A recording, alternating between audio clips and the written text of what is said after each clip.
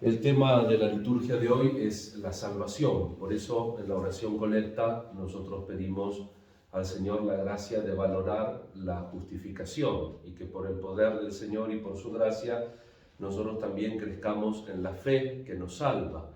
Cristo nos salva y esa salvación de Jesús se fue interpretando ya desde los comienzos de la Iglesia. Estamos en los Hechos de los Apóstoles, todavía no está cerrado el periodo de la revelación. Recordemos lo que nos enseña la teología, que la revelación se cierra con la muerte del último apóstol, en el caso de los 12 apóstoles con el apóstol Juan. Estamos en un periodo, pero fíjense que lo que sucede en esta asamblea, o el así llamado posteriormente Concilio de Jerusalén, es el método con que la Iglesia discierne lo que es la revelación de Dios. En este momento está plasmado en las Escrituras, la Sagrada Escritura, y en la tradición. Recordemos que las Escrituras, antes de estar escritas, fueron tradición oral. Entonces, la Escritura, la tradición con mayúscula, porque después hay tradiciones con minúscula, que por momentos se van respetando. Hoy también tenemos un ejemplo de eso. Y por otro lado, nosotros tenemos lo que es el núcleo de la fe cristiana, que es el mensaje de salvación, el primer querigma, digamos así, como lo más reducido y en donde se concentra todo el credo que nosotros también cada domingo, porque lo recibimos como un don en el bautismo, la tradición de la fe que está expresada en el símbolo, en el credo, y que el credo básico, el llamado así querigma, es el anuncio de la salvación. Cristo se encarnó, murió por nosotros, resucitó y nos salvó. Básicamente, inclusive ese Cristo que nos salva es verdadero Dios y verdadero hombre. Por eso en la versión más pequeñita del credo inclusive dice fue sepultado. Son dos líneas, pero también implica que fue sepultado porque Cristo verdaderamente fue hombre y verdaderamente Dios, como se revela hoy en estos poquitos versículos que la liturgia nos reserva para explicitar lo que ayer dijo a través del simbolismo de la vid y los sarmientos. El Padre me ama, y yo como amo al Padre cumplo sus mandamientos. Y entonces ustedes también tienen que permanecer en mi amor para cumplir los mandamientos. Es una derivación. Yo cuando enseño esto en el Instituto de Teología, le digo siempre a la gente, pongo el mismo ejemplo. Acuérdense que los ejemplos no son lo mismo, pero arriman, ayudan a entender lo que pasa. Por ejemplo, cuando frustradamente intentaron enseñarme a manejar, una de las veces, logré algo que a veces me decía el que me enseñaba que costaba, que es arrancar rápido el auto sin que tosa. Entonces yo fui soltando el embrague, apretando el acelerador, haber puesto primera, etc. Aparte había aprendido con una camioneta vieja del seminario, con uno del compañero que iba a hacer las compras.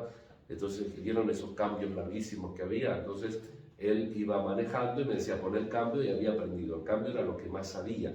Pero como no tengo el hábito, no aprendí a manejar, entonces claro, para sacar el pie del embrague miraba, para apretar el acelerador. Entonces mira para adelante. Ah, claro, le digo, vos fácil porque sabés.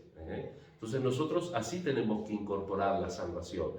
Es cierto que con parches, con un instructivo, uno puede hacer una receta. El que sabe cocinar y ya sabe la receta de memoria, por ahí está viendo un noticiero en la tele y está poniendo los ingredientes y le sale bien. Pero el que no tiene que ir mirando. Entonces así también nosotros en la vida espiritual, dice Jesús que ¿cómo vamos a cumplir fácilmente los mandamientos? Si estamos unidos a Él por el amor. Por la salvación nosotros entramos en comunión con Jesús. Y así como Él vive en el Padre y del amor del Padre, así nosotros tenemos que vivir en Jesús y del amor a Jesús. Y entonces las acciones, las buenas acciones, los mandatos así llamados, van a ser fácil porque van a salir de dentro. No es que yo los pongo desde afuera con un instructivo, sino que espontáneamente. Ese es el desafío y el camino de la vida cristiana. ¿Y eso por qué? Porque la salvación tiene que llegar a nosotros y a todos, que es el tema del Concilio de Jerusalén que vemos hoy, con todos estos elementos que yo le decía que hacía a la tradición. La escritura, la tradición con mayúscula y el magisterio, en este caso ejercido por Pedro, que ya venía del antecedente del capítulo 11 con Cornelio, que él entiende que así como el Espíritu bajó sobre ellos sin distinción, judíos de paganos, así nosotros también teníamos que dar la fe también a todos los pueblos, el universalismo que se llama en teología. Y por otro lado, el testimonio del campo de misión, Pablo y Bernabé, que dan testimonio cómo Dios abrió también la salvación a los gentiles, a todos los pueblos, en ese primer viaje misionero. Y por último, el obispo del lugar, Santiago, que era conocido por su cintura, por su adecuación a la realidad y por su sabiduría, resume lo que dijo Pedro, lo que dijeron Santiago, lo que dijeron Pablo y Bernabé, y con citas del Antiguo Testamento indica también que Dios abre la salvación a todo el mundo. Entonces, la tradición con mayúscula. No molestemos a los gentiles con la circuncisión, porque la circuncisión no salva. Lo que salva es Cristo. Entonces nuestra vida tiene que estar adherida a Cristo.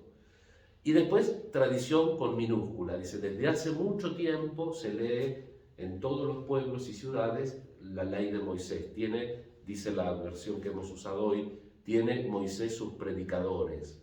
Entonces la gente entendía, dice, que se abstengan de lo básico. No comer carne a los ídolos. Recordemos que en la carnicería iba la carne inmolada, que era más barata, pero algunos se escandalizaban. Dice Pablo, los ídolos no existen.